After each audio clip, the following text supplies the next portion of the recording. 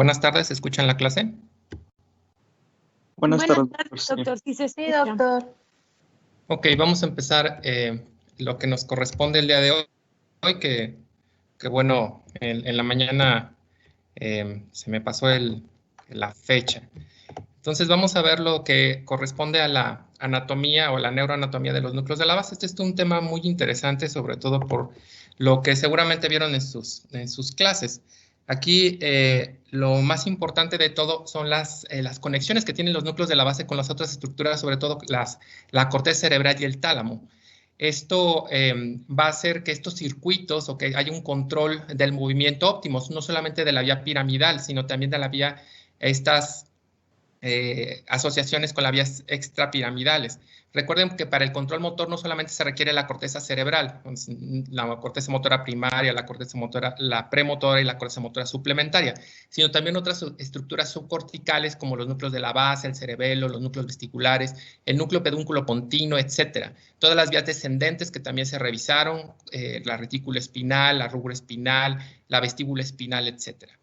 Los núcleos de la base son Disculpe, doctor. ¿Mande? Su presentación no se ve. ¿No se ve? No. A ver, déjame checarlo.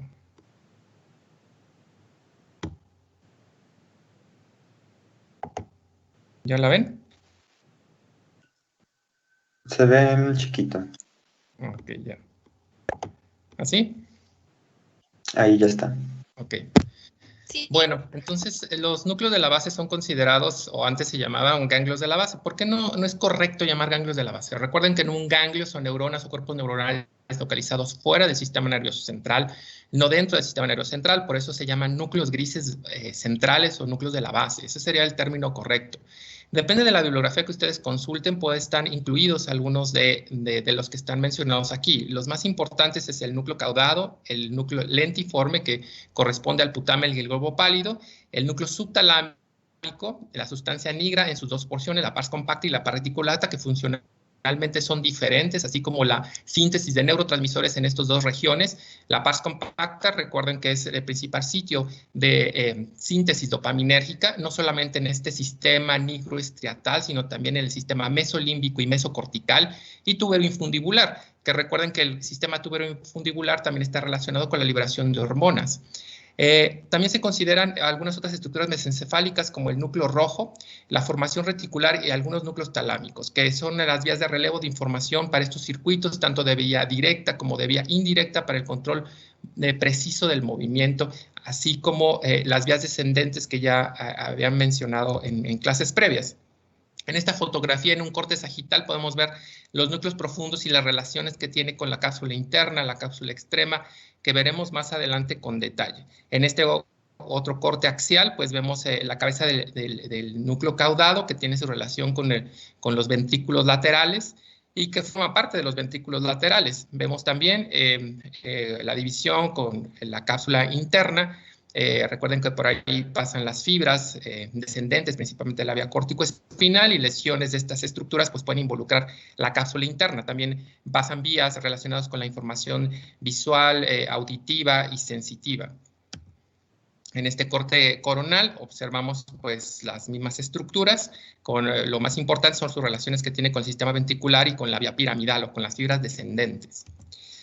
El término cuerpo estriado o neoestriado o estas estructuras que lo conforman, pues están muy en relación a su origen filogenético y se definen no solamente por su estructura anatómica, sino también por sus relaciones funcionales y sus conexiones aferentes como eferentes. Marsen, este autor, definió que los núcleos de la base son el principal control del movimiento aprendido. Nosotros generamos un plan motor en la corteza premotora o en la corteza prefrontal y además para poderlo procesar de una manera precisa y de una manera fina, pues requerimos una estructuras subcorticales para que ese movimiento sea fino y preciso. Y no solamente para los movimientos aprendidos, sino también para movimientos automáticos, como lo es la marcha, a través de estas vías que van hacia la médula espinal por el núcleo pedúnculo pontino. El estriado o el cuerpo estriado recibe aferencias, principalmente de la corteza cerebral.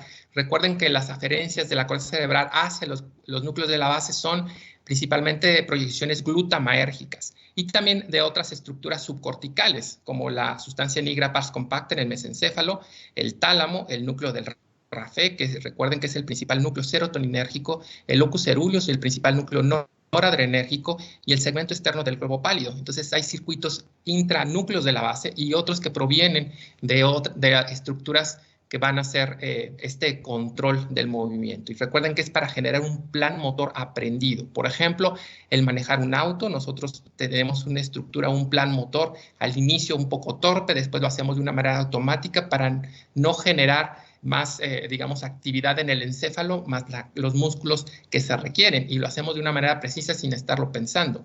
El estriado, estas estructuras del cuerpo estriado se proyectan en los núcleos eferentes, que son el globo pálido interno, la sustancia nigra pars reticulata. Y recuerden que hay vías de entrada hacia los núcleos de la base y vías de salida. Las vías de salida son importantes porque van hacia el circuito talámico, a través de dos vías. Una que es vía directa, a través del globo pálido interno, para que ustedes se acuerden, directa, pálido interno, indirecta, pálido externo. Entre las diferentes estructuras subcorticales relacionadas con el control motor se encuentran, como les mencionaba, el cerebelo, los núcleos vestibulares, el núcleo pedúnculo pontino y el sistema mesencefálico dopaminérgico. En los núcleos de la base no solamente la dopamina es lo que el neurotransmisor predominante, también hay otros neurotransmisores que predominan como GABA, como encefalinas, como acetilcolina, como adenosina. Y esto está en relación o en función mucho al tratamiento, por ejemplo, para algunas enfermedades degenerativas como la enfermedad de Parkinson. Los núcleos de la base tienen como función principal, que es preparar el movimiento iniciado, como les mencionaba, en forma cortical, principalmente la corteza premotora, que eso se puede evaluar clínicamente con el plan motor de Luria, y su ejecución del movimiento, ya una vez procesado para, pues, no volver a hacer ese movimiento de una manera torpe. Asimismo, están relacionados con funciones cognitivas, motivacionales y emocionales en los núcleos de la base, con sus conexiones que vienen de áreas límbicas, del núcleo accumbens septi y de otras regiones como el cíngulo anterior. Los núcleos de la base están irrigados por ramas lentículo-estriadas de las arterias cerebral media y anterior y la rama coroidea anterior de la arteria carótida interna. Cabe mencionar que la cabeza del cuerpo caudado, pues del núcleo caudado está irrigada por la arteria recurrente de Hübner.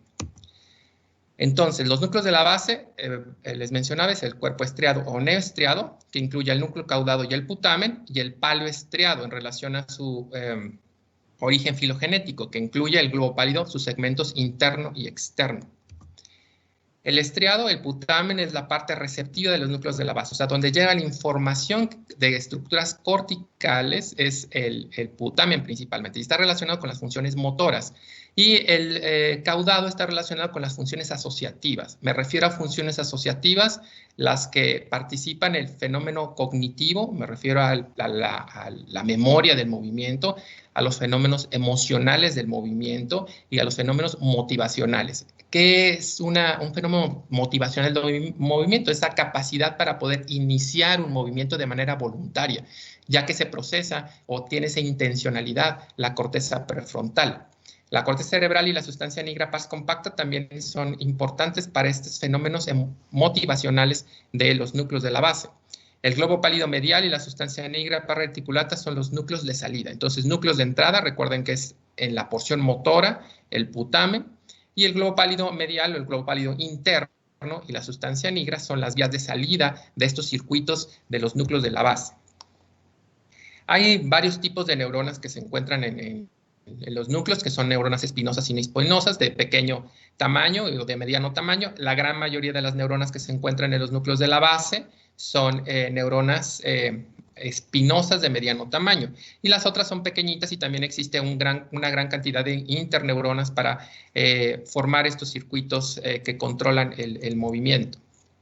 Las neuronas espinosas son neuronas de proyección y son neuronas si son interneuronas. Como les mencionaba, aquí predominan los neurotransmisores, el cual es GABA. La gran mayoría de las neuronas son GABAérgicas, aunque pueden contener otros neuropéptidos como la sustancia P, encefalinas, dinorfina y neurotensina. Las cabezas de las dendritas de estas neuronas son la zona de contacto de aferencias glutamatérgicas. Recuerden que son las aferencias que vienen de la corteza cerebral. Entonces, no solamente si vieron en la mañana en la enfermedad de Parkinson hay una deficiencia de dopamina en la sustancia negra pars compacta, sino también de otros neurotransmisores relacionados con estos fenómenos degenerativos y la formación de cuerpos de Lewy y la gliosis y la pérdida de neuronas dopaminérgicas de esta región, principalmente de la sustancia negra pars compacta, pero recuerden que para producirse estos fenómenos motores no solamente es pérdida de dopamina, porque si solamente perdiéramos o se perdiera dopamina en el paciente con enfermedad de Parkinson, no se podría observar todos los síntomas que se observan en la enfermedad de Parkinson, porque no se entendería cómo podemos tener un movimiento hipercinético, que sería el temblor, y un movimiento hipocinético o la hipocinesia o la bradicinesia, que es el core, es el centro del diagnóstico de la enfermedad de Parkinson. Entonces, no solamente es una pérdida dopaminérgica de la sustancia negra. Hay dos tipos principales de neuronas espinosas de mediano tamaño que se clasifican en relación al receptor dopaminérgico. Recuerden que hay dos grupos de receptores dopaminérgicos. Para que recuerden, la vía directa está relacionada con el grupo D1, los cuales se encuentran los subtipos D1 y D5, y la vía indirecta relacionada con el grupo dopaminérgico D2. Estos receptores dopaminérgicos son receptores operados por ligando que activan segundos mensajeros, por lo tanto son metabotrópicos. Recuerden que cuando un receptor es ionotrópico, pues la unión del ligando con su receptor hace cambio conformacional del receptor y produce que se abra o se cierre un canal y deja pasar iones. A diferencia de estos que son metabotrópicos, por lo tanto, la función principalmente está relacionada con fenómenos de plasticidad. Entonces, las neuronas con receptores D2, o sea, del grupo D2, que incluye D2, D3 y D4, están relacionados con la vía indirecta y también no solamente dopaminérgicas, sino también encefalinérgicas, que se proyectan a parte externa del globo pálido, y las neuronas de receptores o con el grupo D1, que es D1 y D5, además de dinorfina, se proyectan sobre la par reticulata de la sustancia negra y la parte interna del globo pálido. Recuerden que pars compacta, dopamina, par reticulata, GABA. Entonces, y son neuronas diferentes las que se encuentran en la sustancia negra. ¿Por qué se llama sustancia negra? Bueno, pues porque tienen estas neuronas un alto contenido de neuromelanina o de este pigmento que les da esa coloración. A diferencia del núcleo rojo, que aquí lo que predomina o esa característica del núcleo rojo en el mesencéfalo no es porque tengan mayor cantidad de neuromelanina, sino su vascularidad es diferente. Por eso se ve más rosado, rojo, el núcleo rojo en el mesencéfalo, que también participa, pero en las vías, digamos, extrapiramidal, poder decirlo así, las vías rubroespinales de corrección del movimiento. El segundo tipo de neuronas que se encuentran aquí en el estriado son neuronas no espinosas, que incluyen el 4% aproximadamente. Hay 4 tipos, son de tipo colinérgico, con secreción con síntesis de acetilcolina, GABAérgico, y contenedoras de sus sustancias que son buffer en las neuronas, como son la parvalbúmina y algunas otras, como son somatostatina, neuropéptido Y y neuronas inmunoreactivas a calretinina.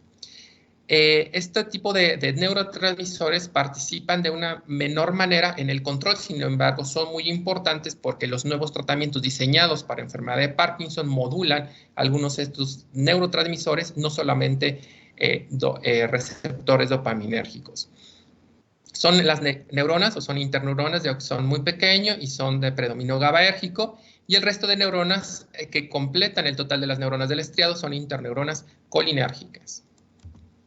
Aquí en esta imagen podemos ver las aferencias que llegan a los núcleos de la base provenientes de la corteza de neuronas piramidales GABAérgicas que van hacia las espinas dendríticas, de neuronas espinosas del estriado. Entonces, y del estriado que viene de la corteza, por ejemplo, motora, donde predominan las células piramidales. Y otras aferencias a estas células pues son neuronas dopaminérgicas, formando los circuitos que describiremos más adelante. Aquí vemos las relaciones con el del núcleo caudado y las neuronas predominantes, que son neuronas espinosas, con el globo pálido en su porción interna, su porción externa, y el putamen, que recuerden que es la vía de entrada o el estriado relacionado con el fenómeno motor. Aquí en este corte coronal vemos sus relaciones anatómicas y también sus relaciones que tendrá con el tálamo. Siempre cuando hablo de esto a los alumnos, yo les digo que debe de haber una correlación entre tres estructuras principales para el control motor, que es la corteza cerebral, los núcleos de la base y el tálamo, y así se cierra el circuito. No toda la información viene de la misma región de la corteza cerebral. Vienen también, si queremos tener un control preciso y aprendido de los movimientos que participan en el seguimiento visual, etcétera, horizontal, pues viene del área frontal de los ojos, del campo frontal 8, del área de Brodmann. Si queremos que estas vías están relacionadas con estos circuitos límbicos, pues viene de relaciones o viene de estructuras límbicas, como la amígdala, para, como les digo, darle estos otros toques de finura al movimiento para control del motor aprendido. Y esto, el ejemplo que les pongo siempre es de una bailarina. Una bailarina tiene que procesar el movimiento para pararse de puntas. Si lo hace de primera intención, pues no lo puede hacer o pierde el equilibrio. Por eso requiere muchas estructuras que estén funcionando de una manera adecuada, porque después lo va a hacer de manera automática, sin pensarlo y sin caerse. Entonces, para tener ese control, pues requiere la actividad o la activación de los núcleos de la base. Así como hay un homúnculo motor y un homúnculo sensitivo, también hay una representación somatotópica sobre los núcleos de la base, que son el putamen, se encuentra igual la cara, la mano, la pierna, el globo pálido, el núcleo subtalámico. Y eso es muy importante porque, por ejemplo, en la cirugía que se hace para enfermedad de Parkinson, si se estimula la parte límbica del núcleo subtalámico, pues el paciente con enfermedad de Parkinson predominarán los síntomas afectivos. Por lo tanto, hay una distribución somatotópica sobre los núcleos de la base que provienen de las vías aferentes de la corteza motora primaria, la corteza premotora y del área motora suplementaria. Aquí en este corte axial, en esta imagen, podemos ver igual las estructuras, lo que constituye el núcleo lentiforme, el estriado, que es principalmente el putamen y el caudado, y pues las relaciones anatómicas que tiene con la cápsula interna, extrema y la lámina interna y externa para hacer la división entre el globo pálido interno y externo. Aquí en esta diapositiva les muestro los receptores relacionados con la función dopaminérgica. Les mencionaba que es de dos grupos, de grupo D1, que incluye D1 y D5, y estos receptores, la unión del ligando con el receptor, pues activa adenilato ciclasa, incrementando las concentraciones de AMP cíclico. Por lo tanto, van a estar relacionados con la vía directa. ¿Y dónde están localizados? Bueno, pues en la vía directa, pues en el caudado, el putamen, en el núcleo accumbens y en el tubérculo olfatorio. Además, el D5 está relacionado con el hipocampo y el hipotálamo. Recuerden que los sistemas dopaminérgicos en el sistema nervioso no solamente se encuentran en esta región, sino en el sistema mesolímbico, mesocortical y tuberoinfundibular. ¿Y para qué sirven estos otros sistemas dopaminérgicos? Bueno, para el control de las emociones. Por eso un paciente con enfermedad de Parkinson por degeneración, tanto del locus coeruleus como del núcleo del RAFE, pues tiene síntomas autonómicos. El paciente también tiene síntomas afectivos como depresión, que es una característica que puede presentar el paciente desde años antes de presentar los síntomas motores en enfermedad de Parkinson. Y los del grupo D2, que pertenece a D2 con sus diferentes isoformas, D3 y D4, que disminuye la actividad de adenilato ciclasa y por lo tanto, bueno, pues están relacionados con la vía indirecta de los núcleos de la base.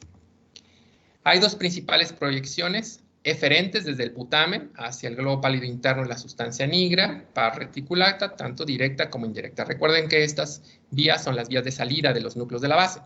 La vía indirecta a través del globo pálido externo y el núcleo subtalámico y las fibras del globo pálido interno que parten hacia el tálamo. ¿Hacia qué núcleo? Posterolateral y posteromedial del tálamo, no a todos los núcleos. Recuerden que los núcleos del tálamo pues, se clasifican en dos grandes grupos, los de proyección directa y los de proyección indirecta. Los de proyección directa pues, son estos que les menciono, el posteromedial, posterolateral, ventroposterolateral, etcétera. Y los de proyección indirecta, recuerden que se proyecta a diferentes áreas de la corteza cerebral, no de manera específica como el área motora primaria, como el área sensitiva primaria, etcétera. Y los de proyección indirecta, recuerden que son los núcleos intralaminares, como el núcleo parafascicular o centromediano.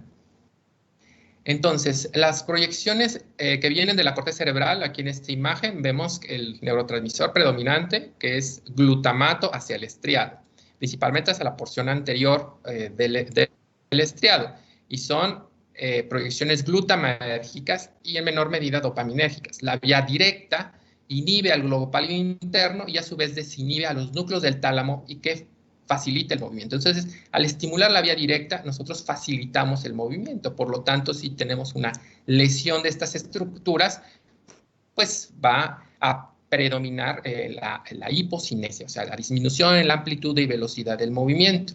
Ahora, en los núcleos de la base, en estas dos vías, pues deben de estar en equilibrio. Y para que se entienda un poco mejor, porque aquí en el libro o en los libros que se es consciente dice predomina la inhibición o inhibe la inhibición. Los núcleos talámicos sobre la corteza tienen una actividad tónica, reciben o llevan impulsos continuos para el control del movimiento. ¿Qué hacen los núcleos de la base? Lo hacen que se inhiba más o que se desinhiba esa actividad tónica que tiene sobre la corteza cerebral. Es como un caballo que va, un jinete, va trotando, va caminando el caballo. Si yo le jalo más la rienda, pues entonces va a ir más lento. Y si le suelto la rienda, va a ir más rápido, pero en general va caminando el caballo. Entonces, esto es un fenómeno de inhibición o desinhibición. Si yo lo desinhibo, pues camina más rápido. Y si yo lo inhibo, pues camina más lento el caballo. Entonces, esto es la función, digamos, de los núcleos de la base sobre la actividad talámica, que a su vez tiene actividad sobre la corteza cerebral. Entonces, las proyecciones de la vía directa van a facilitar el movimiento. Por lo tanto, una facilidad en el movimiento, pues me daría síntomas o me daría una síndromes hipercinéticos como temblor, como corea, como distonía, etc. Esta es la imagen de cómo es la vía directa, desde las proyecciones corticales hacia el estriado y sus vías de salida a través del globo pálido interno para el complejo ventral anterior y ventral lateral del tálamo y hacia la corteza frontal. Recuerden hacia dónde el área motora primaria, premotora y el área suplementaria. Y también tiene impacto la información que llega de aferencias hacia el estriado de la sustancia nigra pars compacta. Recuerden que este es un fenómeno excitatorio dopaminérgico sobre estas áreas. Y todo el fenómeno o la actividad total o sobre el tálamo va a ser esa, un fenómeno de desinhibición, o sea, incrementar la actividad o disminuir la actividad inhibitoria sobre sus núcleos de proyección específica talámicos.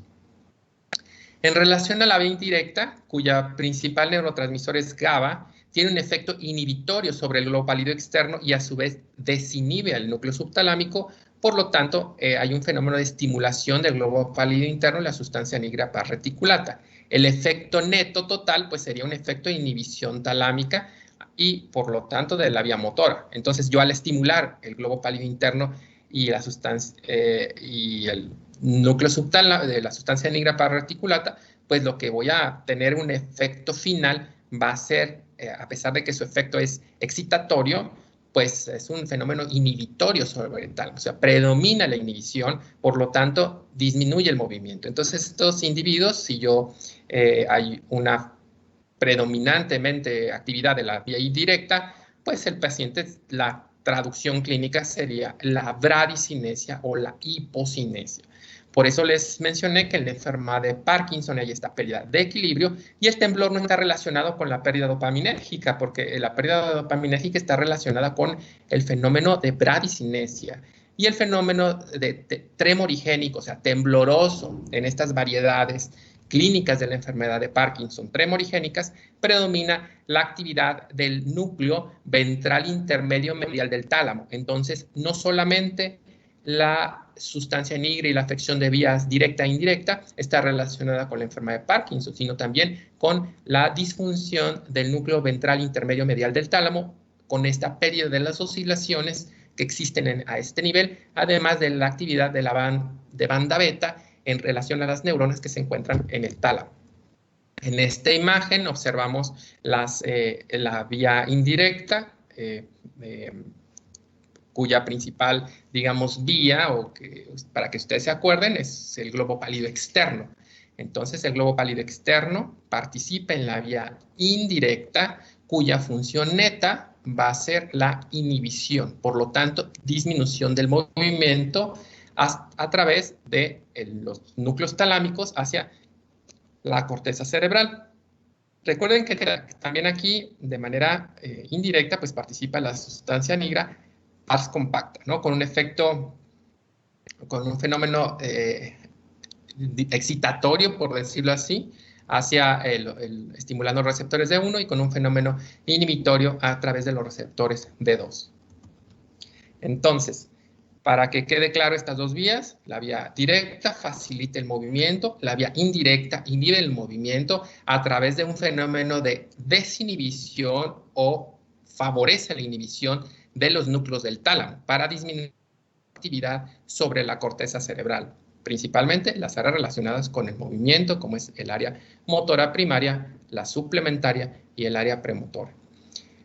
Existen también otras vías relacionadas con este control, que es la vía hiperdirecta. Esta vía es aquella que regula la actividad de los núcleos de la base directamente desde la corteza cerebral, motora y la parte dorsal prefrontal y los núcleos intralaminares del tálamo. Como les decía, son los núcleos de proyección indirecta y directamente desde el núcleo subtalámico y desde este hasta el sistema eferente de los núcleos de la base. Entonces, aquí interfieren otras vías que participan en un control más rápido del movimiento para ejecutarlo y que sea un aprendizaje más rápido. Es la vía en que las aferencias corticales pueden modular de forma más rápida las eferencias de los núcleos de la base, a diferencia de esta vía directa e indirecta que, como les mencionaba, está relacionada con el control del movimiento con fenómenos de plasticidad. ¿Y por qué les menciono que plasticidad? Por la característica de los receptores metabotrópicos y también la característica de que el plano se debe de fijar o tener un printing o se debe de pintar ese plan motor que se aprendió para manejar, para hacer cualquier tipo de circunstancia. Esto también es una diapositiva donde habla de la vía directa y la vía indirecta en relación a la supresión e inhibición del movimiento, que es lo mismo que les había mencionado, sobre todo para tener programas de activación producidos o iniciados por la corteza prefrontal. Entonces, el aumento de la conducción por la vía indirecta lleva a la hipocinesia, o sea, supresora de los movimientos corticales, y el aumento de la conducción a través de la vía directa produce hipercinesia, o sea, facilitadora de los movimientos corticales. Por lo tanto, en una predominará, por ejemplo, la corea y en otro, pues, la hipocinesia o la bradicinesia. Recuerdan que ese término está en función a disminución en la velocidad o de la amplitud del movimiento.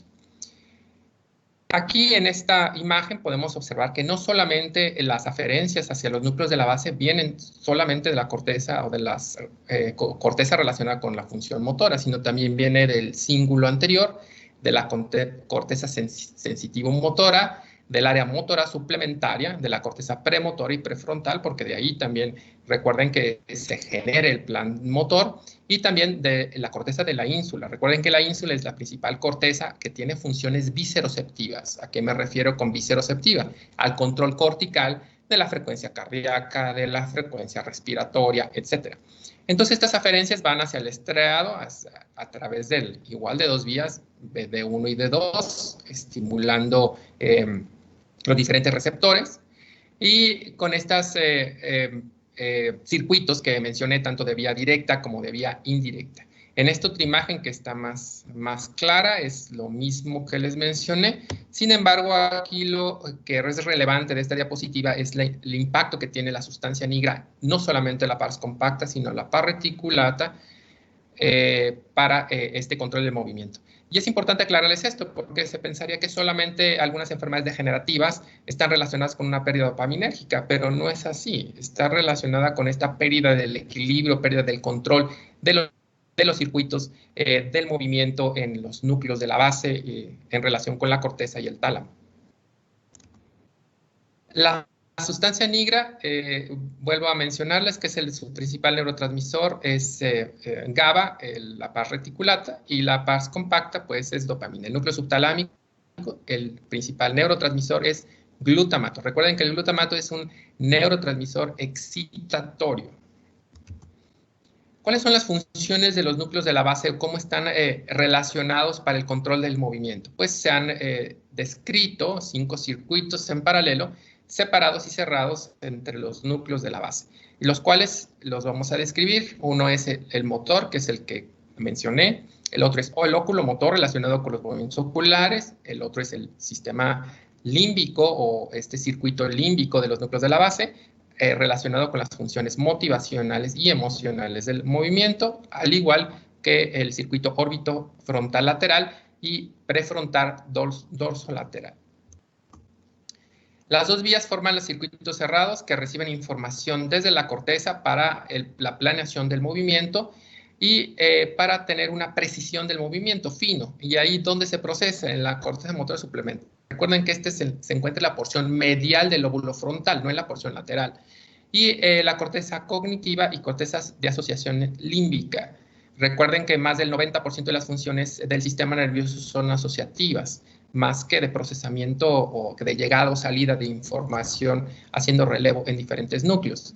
Esta diapositiva es muy interesante en relación a cómo se lleva a cabo el plan motor. Entonces, tenemos un aprendizaje de una conducta rutinaria. Hablemos de manejar un auto. Aquí no vamos a incluir la locomoción, porque recuerden, ese fenómeno de la locomoción o de la marcha es un fenómeno automático que puede presentarse en animales decorticados o descerebrados y que puede estar originado en el tallo cerebral y en la médula espinal. Entonces, por eso no hablo de ese fenómeno motor aprendido. Hablaremos de fenómenos motores aprendidos: el bailar, el manejar un auto, el escribir en la computadora, el escribir a máquina, etcétera. Entonces, que viene o se inicia en la corteza prefrontal, premotora y corteza motora primaria. Recuerden que está en la región prerolándica y hay fenómenos que participan en ello, como la intención para hacer el movimiento, la memoria del movimiento y cómo vamos a procesar este movimiento con sus diferentes estructuras.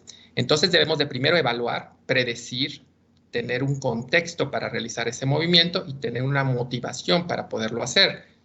Lesiones del lóbulo frontal, por ejemplo, un tumor, un aneurisma, un cisticerco, un infarto, puede producir alteraciones en el inicio del movimiento. Entonces el paciente está apático, está abúlico y no tiene esa intencionalidad para hacer el movimiento. Entonces, por eso es tan importante la corteza prefrontal para esos fenómenos.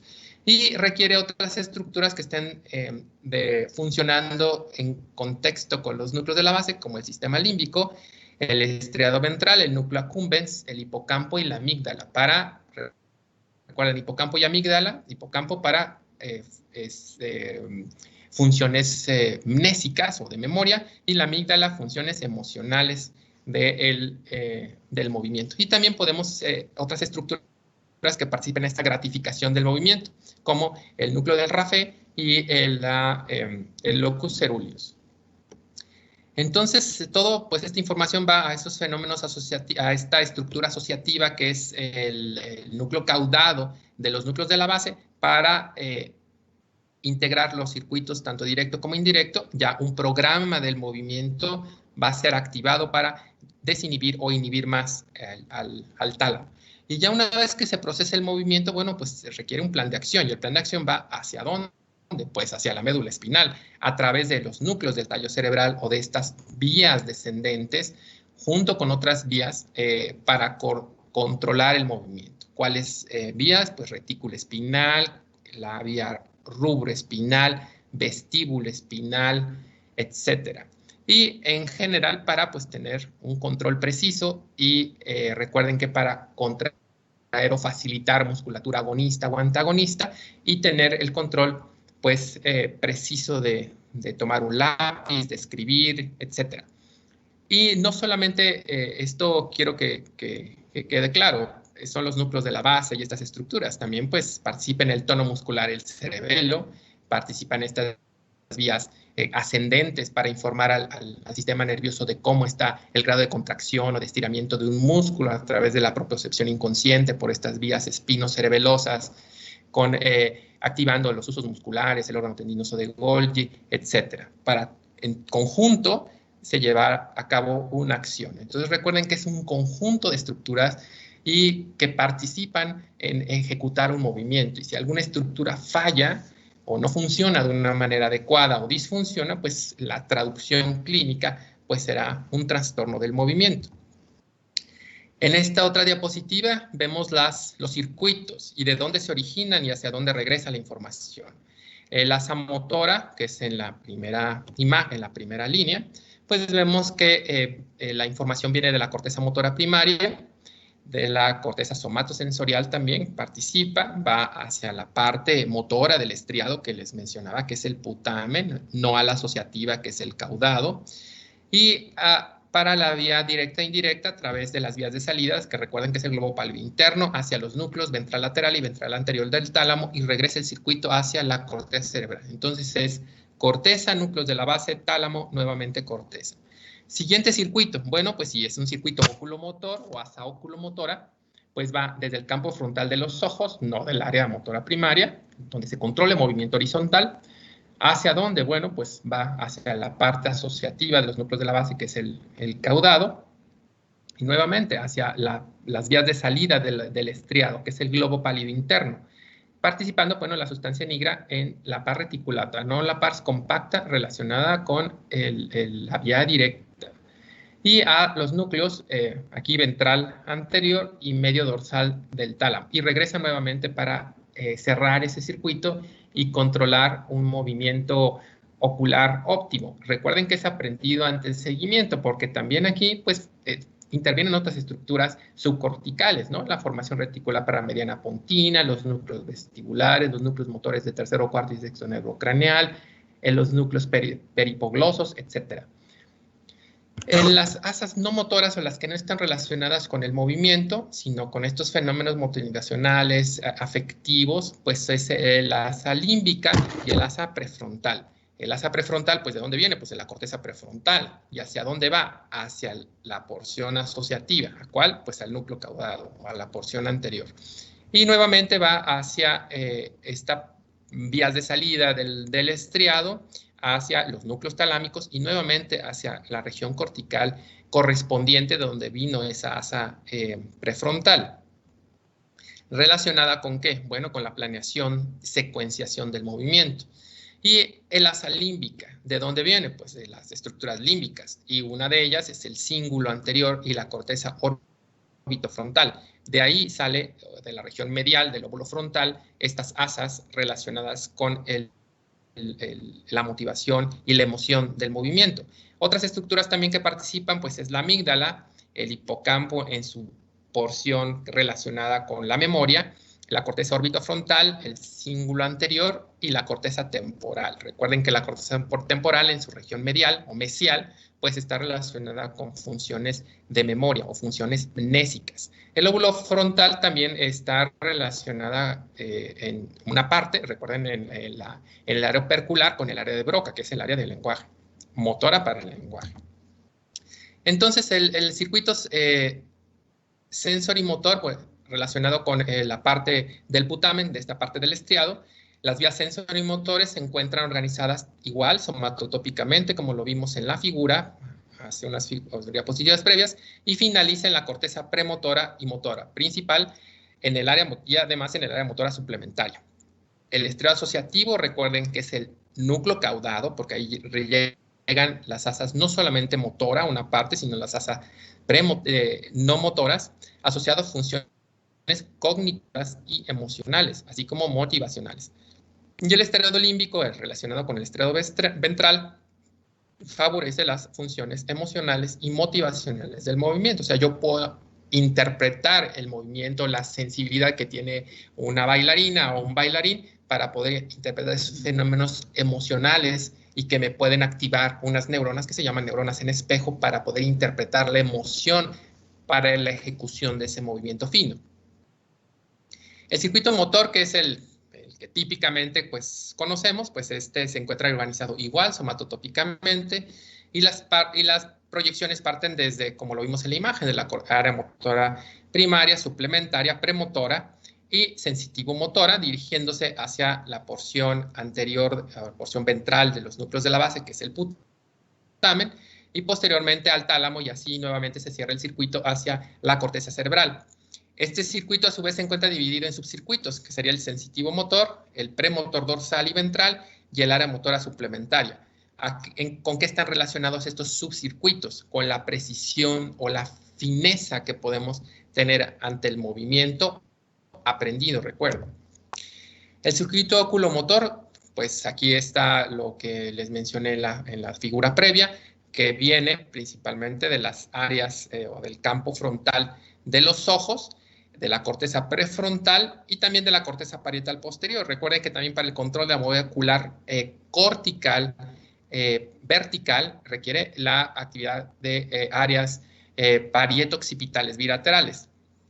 Los blancos talámicos, hacia dónde se dirige esta información, pues incluye la región ventral anterior y dorso medial del tálamo, y el asa motora, bueno, el asa oculomotora se completa nuevamente hacia las proyecciones tálamo-corticales de proyección directa, recuerden, no de indirecta, hacia el campo frontal de los ojos.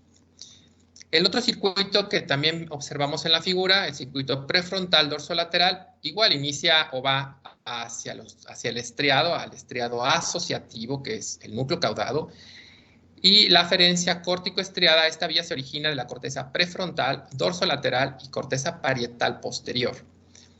El núcleo caudado se proyecta igual al segmento interno del globo pálido, a la sustancia negra en su porción reticular, y va nuevamente hacia el tálamo, hacia los núcleos ventral anterior y dorso medial del tálamo. El circuito órbito frontal lateral, igual, se origina, ya lo habíamos mencionado, en el cíngulo anterior, en algunas fibras que vienen de la amígdala, del hipocampo, y igual los núcleos talámicos se proyectan hacia la corteza orbitofrontal para la relación con esos fenómenos emocionales y motivacionales junto con este circuito que es límbico, ¿no? Estas áreas, además, pues existen algunos subcircuitos de este circuito límbico, como el órbito medial, el órbito frontal y el cingulado anterior.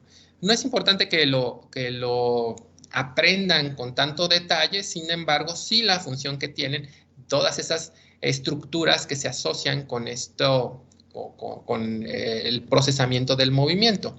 Recuerden que también en algunas estructuras de los núcleos, pues están relacionados con el complejo magnocelular. Magnocelular se refiere a neuronas grandes, no al complejo, por ejemplo, del cuerpo geniculado.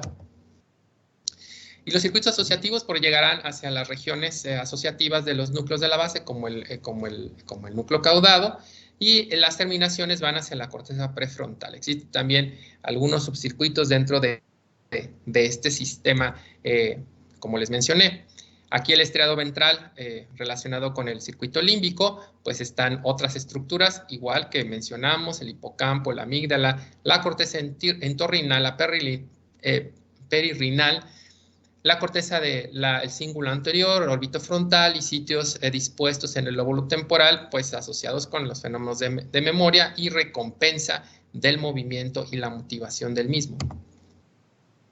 ¿Cuáles son las funciones en general de los núcleos de la base? Las funciones, pues la principal es una función motora, que es una ejecución automática del movimiento aprendido, procesado, planeado en la corteza prefrontal, con esta amortiguación o esta modulación del movimiento en áreas estriatonígricas para inhibir o desinhibir al tálamo, o facilitar o no facilitar la función del tálamo sobre áreas corticales. Y como les mencioné al inicio, Marsen mencionaba que la ejecución automática de un plan motor aprendido, iniciado en la corteza principalmente. También los núcleos de la base participan en la preparación para el movimiento.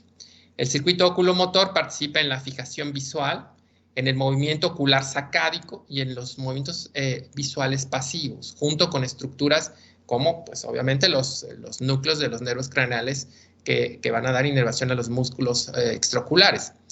Las funciones del control de la información sensitiva para el control motor, que llega a través de vías ascendentes, sobre todo de propiocepción inconsciente, que llega a través de núcleos profundos del cerebelo. La función cognitiva asociada con la memoria espacial, participando en la recuperación de información episódica y semántica para memoria explícita y labores implícitas que requieren el inicio de modificaciones de programas motores centrales. Recuerden que la memoria se clasifica en dos tipos, memoria explícita y memoria implícita, la que nosotros podemos evocar y la que no evocamos. Y ese término es importante que lo conozcan porque pues a veces es un concepto erróneo de memoria a corto y a largo plazo. Entonces, implícita es la que evocamos y la explícita la que no evocamos. O sea, la que no tenemos que generar un recuerdo, la hacemos de una manera automática. Y en estos fenómenos, en relación con el movimiento, participan los núcleos de la base. También tiene funciones emocionales y motivacionales.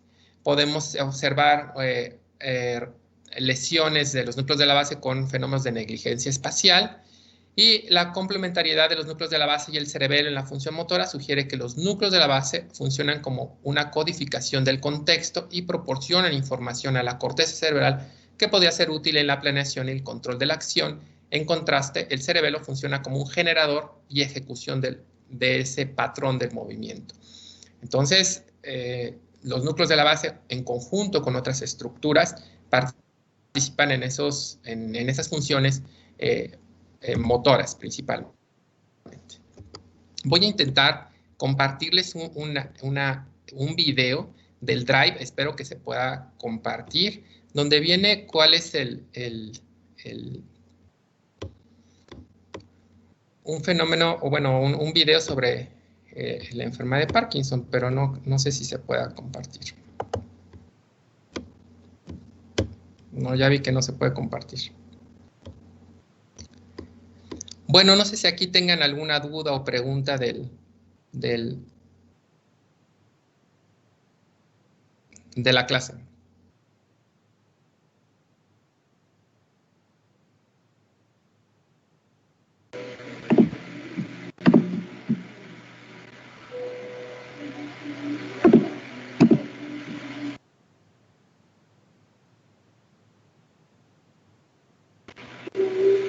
¿Me escucha? ¿Alguna duda o pregunta? Hola. ¿Sí? ¿Me escucho? Ah, ok. Sí. Bueno, yo tenía una duda en relación a la vía directa y a la vía indirecta. O sea, en cuanto a la vía directa, se supone que las vías aferentes de la de la sustancia negra y de la corteza, a través de todos los pasos, liberan la inhibición para provocar movimiento, ¿verdad? Liberan la inhibición. Inhibición del tálamo, perdón. Sí, o sea, haz de cuenta que lo desinhiben al tálamo. O sea, él está más libre de tener esa actividad tónica, por lo tanto se facilita el movimiento. Entonces, es una función neta desinhibir al tálamo. O sea, el fenómeno del tálamo en general es inhibición de la corteza. Okay. Entonces yo lo voy a inhibir o lo voy a desinhibir más, activando o facilitando la actividad del tálamo, de núcleos de proyección específica, o no facilitando. Entonces eso es lo que hacen los núcleos de la base. Y por ejemplo, en la vía indirecta, cuando se tienen las fibras aferentes de la corteza, ahí es que tenía entendido que el núcleo subtalámico no se liberaba de la inhibición, entonces era lo que en cierta manera generaba la disminución de movimiento, cosa que era contraria, por ejemplo, en la liberación de la sustancia negra, en este caso con GABA, porque ahí, se bloqueaba totalmente, entonces daba las señales directamente desde tálamo y corteza. Sí, o sea, no se puede bloquear totalmente la función de los núcleos de la base. Digamos, hay una pérdida del equilibrio. Por ejemplo, hablemos en enfermedad de Parkinson, que hay una estimulación del núcleo subtalámico, entonces se incrementa la actividad tónica de estas bandas. Hay una banda beta de oscilaciones de las neuronas en esta región y hace que disminuya o que se facilite el movimiento, por lo tanto se facilita la vía directa y entonces el paciente ya no tiene hipocinesia, no tiene bradicinesia y se quita el temblor. Entonces, por eso es que circuitos, pues independientemente de que haya una pérdida de la función dopaminérgica o de otros neurotransmisores, siguen funcionando de una manera anormal, donde predomina ya sea el fenómeno inhibitorio o disminuye ese fenómeno inhibitorio del tálamo hacia la corteza, pero nunca deja de funcionar totalmente los núcleos de la base en enfermedades degenerativas. Les pongo el ejemplo de Parkinson, pero podría ser cualquier otro ejemplo. Ok, doctor. Listo, gracias. Y no sé, ya cargó el video, no sé si lo escuchan. ¿Sí lo escuchan? No, no. Doctor, ¿Hable? no se calla, doctor. No, doctor. ¿Sí lo escuchan? No, y no se ve, Doctor, no se ve nada. No, doctor, y ¿No? no se ve. A ver, déjame ver si se los puedo compartir. Es que aquí en el escritorio.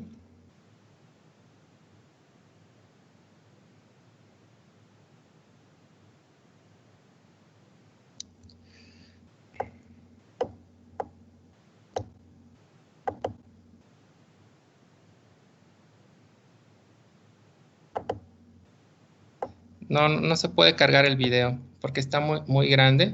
De cualquier modo, yo les paso el link del video en los archivos, y es un video donde viene un resumen de 17 minutos sobre la vía directa e indirecta, y que ejemplificado la enfermedad de Parkinson. Y la verdad es que es un video muy bueno, pero que no lo pude cargar en las diapositivas, como les digo, porque es un poco largo. Aquí mencionan que cuáles son los trastornos más característicos específicos del movimiento en relación a los núcleos de la base. Pues todos los alteraciones del movimiento, ¿no? O sea, que sería temblor, corea, tics, de hecho la misma rigidez, distonía. Entonces, todos esos movimientos, no sé si ya los revisaron con el doctor Irving. No, doctor, todavía no. ¿No? Ok, bueno, a ver, les voy a compartir unas diapositivas extras para que ustedes las vean.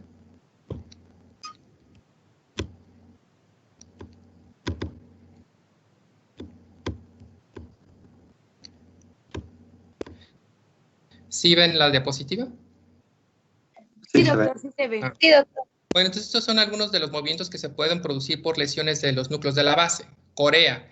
El término es danza, y entonces aquí, pues, si utilizamos este concepto que les mencioné sobre los núcleos de la base, pues está facilitado el movimiento. Entonces, ¿qué estaría disfuncionando? ¿La vía directa o la vía indirecta? Pues la vía indirecta, ¿no? ¿Por qué? Porque predomina la función de la vía directa. Entonces, es un sistema facilitador del movimiento. Entonces, la traducción clínica de disfunción de la vía indirecta es la corea.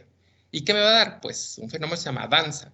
Y pues son movimientos centrales, faciales, corporales, que parece el paciente que está bailando. Hay muchas enfermedades degenerativas y no degenerativas que pueden producirme corea. Desde una corea por el embarazo, hay coreas en el embarazo, un infarto cerebral puede producir hemicorea, o que solamente tenga movimientos de danza de la mitad del cuerpo, enfermedades hereditarias como la enfermedad de Huntington, o enfermedades relacionadas a alteraciones metabólicas, como alteraciones en el control de la glicemia, tanto hiperglicemia como hipoglucemia me pueden producir corea, predominantemente la hiperglucemia en pacientes susceptibles. Entonces, ¿qué disfunciona? Pues este es el control del movimiento, cuya traducción es corea. En una enfermedad degenerativa, pongamos el ejemplo de enfermedad de Huntington, pues hay atrofia del núcleo caudado, y el efecto directo pues es la corea. Entonces, pues como recuerden que el núcleo caudado es la porción asociativa de los núcleos de la base, el paciente con enfermedad de Huntington no solamente tiene corea, sino también puede tener alteraciones afectivas, cognitivas y demencia. Entonces, sí es muy importante el conocimiento de la neuroanatomía y la función de los núcleos de la base en la traducción que va a tener clínica a los pacientes. Otra característica de la corea es que pues tienen impersistencia motora, un fenómeno que se llama signo del ordeñador. Le pido que me tome las manos y el paciente pues se mueve y se mueve, y ese signo se llama del ordeñador. Generalmente pues esto funciona mejor con los videos, por eso se los voy a subir al de los archivos, el link del video. Otro fenómeno que también está relacionado con la disfunción de los núcleos de la base es la tetosis, que es parecido a la corea, pero de predominio distal. Son movimientos reptantes. Y el griego pues, dice que pues su significado es que no hay una posición fija. Y estos movimientos generalmente son, como les digo, distales, son predominantemente relacionados con la corea, entonces pueden tener un individuo coreatetosis y la producción de estos movimientos anormales igual, puede ser una enfermedad generativa, una enfermedad metabólica, una enfermedad tóxica, etcétera, ¿no? Si yo tengo una intoxicación por monóxido de carbono con lesión de los núcleos de la base de manera bilateral o una encefalitis, me puede producir movimientos coreatetósicos. Entonces, la causa del síntoma o el movimiento anormal puede ser múltiple de ello. Estos movimientos son todos anormales, o sea, no se controlan por la voluntad. Y esto también es importante porque hay unos movimientos anormales que sí se pueden controlar. Por ejemplo, los tics. Podemos tener tics fónicos, o sea, de la voz, simples o complejos, que pueden ser gruñidos, graznidos, ¿no? O pueden ser complejos relacionados, por ejemplo, a un síndrome que se llama síndrome de Tourette, con coprolalia, que dicen groserías, etcétera. Y estos sí se pueden controlar a diferencia de estos que les estoy mencionando, la corea o la tetosis. Aquí hay a veces este trastorno de movimiento puede relacionarse, como le digo, con variaciones de la corea. Otro movimiento anormal es el balismo, que son movimientos súbitos, movimientos violentos de sacudir una extremidad, un brazo, una pierna. Y también estos movimientos pueden estar relacionados a lesiones muy focales de los núcleos de la base, que podría ser el putamen, podría ser el globo pálido, pero recuerden, como predomina el movimiento, entonces principalmente está afectada la vía indirecta. Balismo, que también es una variedad, como les mencionaba, en un trastorno de movimiento hipercinético. Pueden ser unilaterales este mismo balismo, o sea, afectar un brazo, una pierna, y sus lesiones o la estructura lesionada en esto, pues es el núcleo subtalámico, contralateral y sus estructuras relacionadas con ello. Recuerden que afección de la vía indirecta. El temblor, que son movimientos oscilantes, hay muchos tipos de temblor, temblor en reposo, temblor de intención. Recuerden que en la enfermedad de Parkinson el temblor que predomina es un temblor de reposo de baja frecuencia, simétrico de 4 a 6 Hz. Y este temblor es un temblor en cuentamonedas y es un temblor que es unilateral, o sea, afecta primero un hemicuerpo.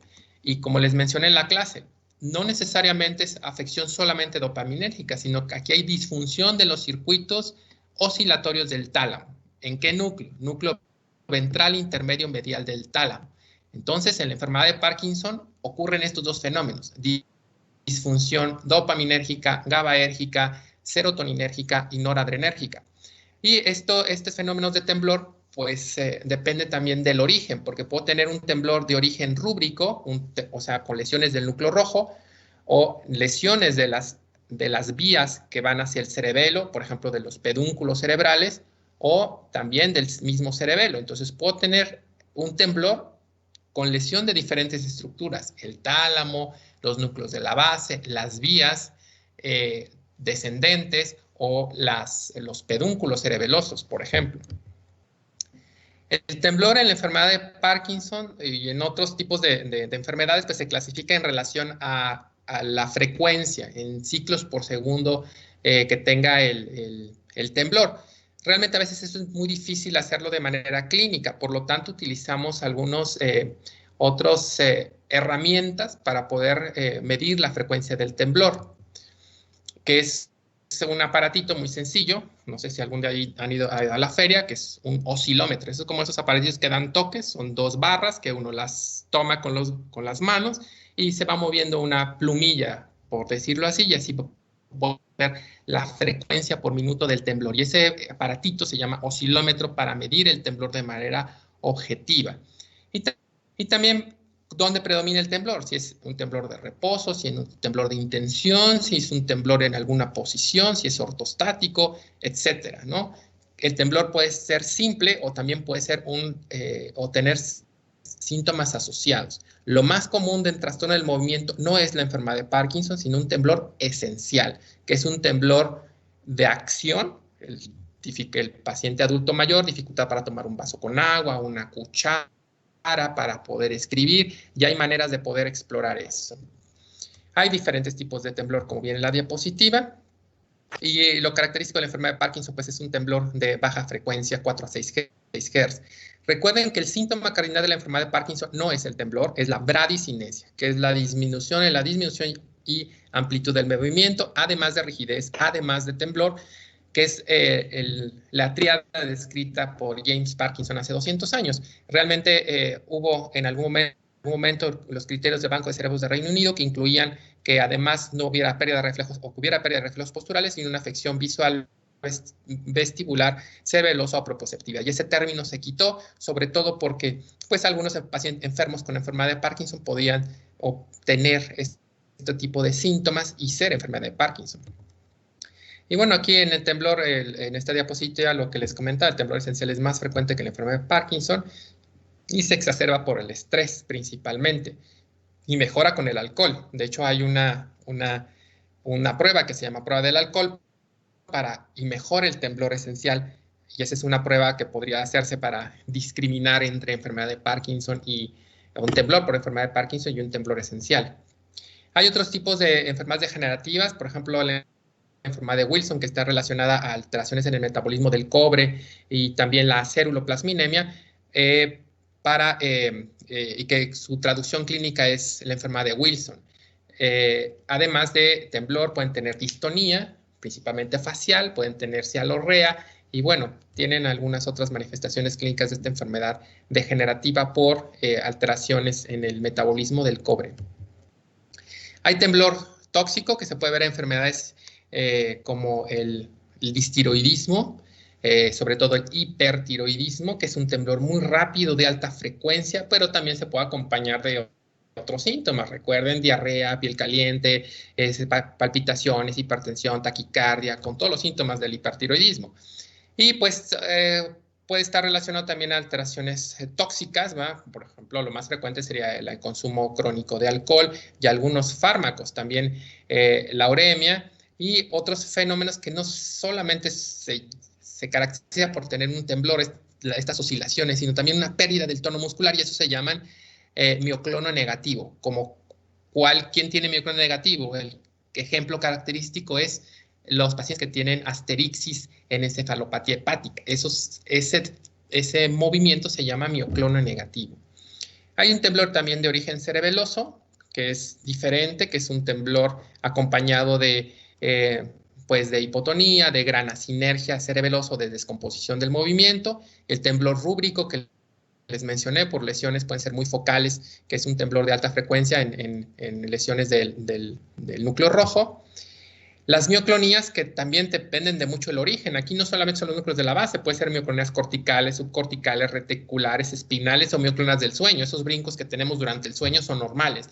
Y estas contracciones súbitas o sacudidas súbitas están relacionadas depende del origen y depende de la causa donde se van a presentar estos fenómenos motores. Puede ser un mioclono focal, multifocal, segmentario, etcétera, y puede afectar varias estructuras. De hecho, hay un fenómeno que se llama mioclono palatino y relacionado con lesiones del triángulo de Guillain-Mollaret, que está constituido por el núcleo dentado del cerebelo, la oliva inferior principalmente, y el núcleo rojo.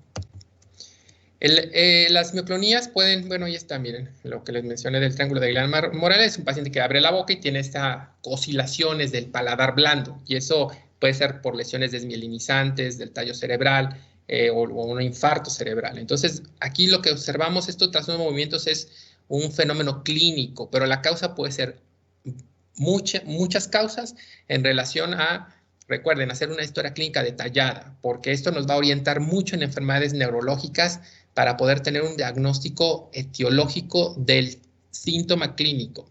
La distonía, que este es un fenómeno de cocontracción de la musculatura agonista y antagonista que nos va a producir una postura normal.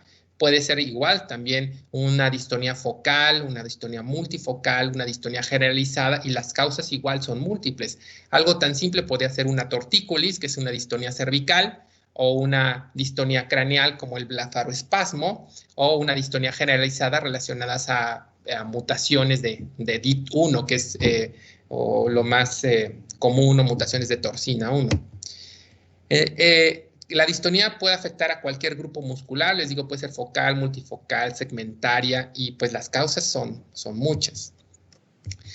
Los tics, el término tics se refiere a estiramiento, esa es la traducción del francés, y les digo, estos sí, a diferencia de los otros, se pueden controlar y pueden estar asociados a enfermedades neuropsiquiátricas como enfermedad o síndrome de Tourette o de Gilles de la Tourette, y relacionado, por ejemplo, a trastorno obsesivo compulsivo, etcétera, pero generalmente el paciente los puede controlar a diferencia de los otros movimientos.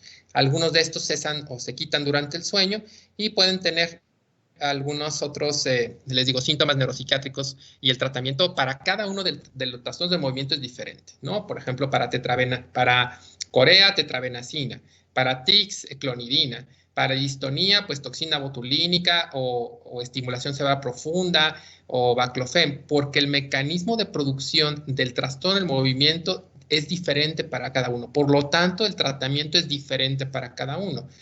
Recuerden que cuando tengan un trastorno del movimiento es muy importante identificarlo y enviarlo a un tercer nivel de atención, porque sí, a veces puede ser la primera manifestación de una enfermedad degenerativa muy compleja y que puede discapacitar al paciente.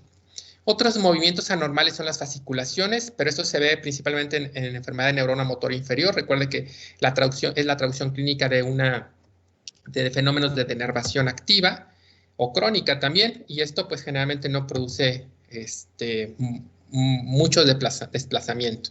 Otro que observamos, un movimiento anormal, son las miaquimias, por ejemplo, en una parálisis facial periférica que no se trató adecuadamente, puede haber un fenómeno de reinervación anormal y les brinca el párpado, les brinca la cara, y estos se llaman mioquímicas, estas ondulaciones que se pueden observar subcutáneas.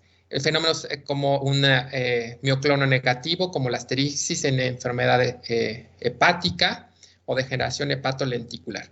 Y bueno, pues aquí dejo la clase. Y bueno, si tuvieran alguna otra duda o pregunta para dar finalizada la clase, no sé si alguien tenga alguna duda o pregunta de la clase. Sí, doctor, yo tengo otra ya, la última. Sí. Por ejemplo, la sustancia negra, independientemente que sea pars reticulata o pars compacta, perdón, va a terminar generando movimiento. Generando movimiento no. Recuerda que puede disminuir el movimiento, no necesariamente activarlo, puede producir bradicinesia o hipocinesia. Entonces, independientemente sea la pars compacta o la pars reticulata, puede tener una afección directamente sobre el control motor, no necesariamente producir una alteración de movimiento. Recuerda que, por ejemplo, en la enfermedad de Parkinson se debe perder al menos el 80% de la dopamina en el sistema nervioso y deben de haber muerto más del 60% de las neuronas dopaminérgicas de la sustancia negra para tener los síntomas clínicos. Esto quiere decir que es cuando los síntomas se presentan cuando ya hay una pérdida muy importante de neurotransmisión y una pérdida muy importante de los mecanismos compensatorios de estas tres vías, tanto la directa, la indirecta como la hiperdirecta. Ok, doctor, gracias. ¿Alguien tiene alguna otra duda o pregunta? Sí, doctor, yo le quería preguntar, ¿la hiperdirecta es la que dijo que como que no tenía escalas o algo así? No es que no tenga escalas, sino que claro, no hay una proyección hacia núcleos específicos del tálamo. Esa es la diferencia de los otros. Recuerden que las otras vías hacen relevo en núcleos de proyección específica. Por eso hice énfasis en ese punto, que son el ventral anterior, el ventral, el lateral, que son los principales núcleos de proyección directa. Y la hiperdirecta, la proyección es hacia diferentes áreas de la corteza cerebral a través de los núcleos intralaminares del tálamo. ¿Cuáles son los núcleos intralaminares del tálamo? Pues uno de ellos son el parafascicular y el centromediano. Pero recuerden que las diferencias estriban en sí una acción para un movimiento, por un aprendizaje más rápido. Sin embargo, la diferencia no solamente es esa, sino también en la proyección o la modulación de los núcleos talámicos. Unos de proyección directa y otros de proyección indirecta. Directa me refiero a áreas específicas de la corteza para cerrar el circuito. Recuerden, área motora primaria, suplementaria, del campo frontal de los ojos, sensitivo motora, prefrontal, bla, bla, bla. Y la otra, la indirecta, se proyecta a todas las regiones de la corteza de una manera difusa, no de una manera específica como los núcleos de proyección directa talámicos. ¿Sí, más o menos quedó claro? Sí, doctor, gracias. Bueno, ¿alguna otra duda o pregunta? Doctor, tengo una duda. Sí.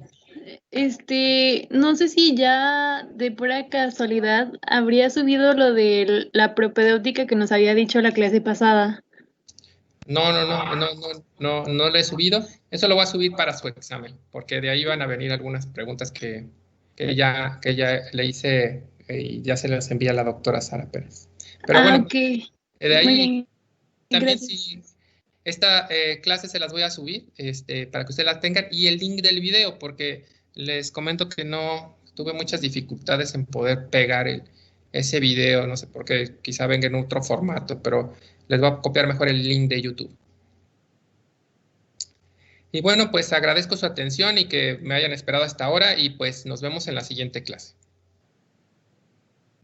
Muchas gracias, Gracias, doctor. Gracias, doctor. Gracias, doctor. Gracias, doctor. Gracias, doctor. Gracias, doctor. Gracias, doctor.